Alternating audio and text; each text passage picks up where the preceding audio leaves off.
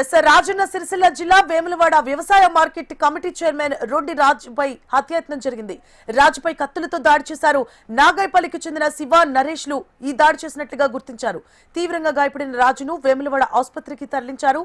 ప్రభుత్వ whip Vemulawada MLA ఆది శ్రీనివాస్ ఆసుపత్రిలో చికిత్స పొందుతోన్న మార్కెట్ కమిటీ చైర్మన్ రాజును పరామర్శించారు. ఇక పోలీసులు కేసు నమోదు చేసుకుని దర్యాప్తు చేస్తున్నారు. ఎస్ రాజన్న సిరిసిల్ల జిల్లా వేములవాడ వ్యవసాయ మార్కెట్ కమిటీ చైర్మన్ రొడ్డి రాజుపై హత్యాయత్నం జరిగింది. రాజుపై కత్తులతో దాడి చేశారు. నాగైపల్లికి చెందిన శివ నరేష్ లు ఈ దాడి చేసినట్లుగా గుర్తించారు.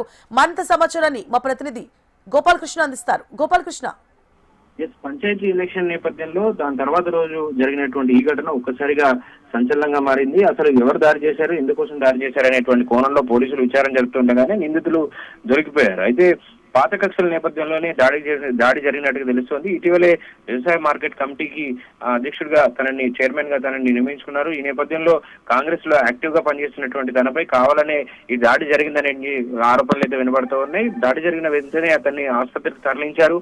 విప్ ఆది శ్రీనివాస్ వేములవాడ స్థానిక ఎమ్మెల్యే, ఆయన కూడా బాధితుడిని పరామర్శించారు. దీనిపై కేసు నమోదు చేసి పోలీసులు మరింత లోతుగా దర్యాప్తు చేస్తున్నారు. సీసీ కెమెరాలతో పాటుగా మరిన్ని వివరాలను అయితే సేకరిస్తున్నట్టుగా తెలుస్తోంది. Right. Thank you for the updates, Gopal Krishna.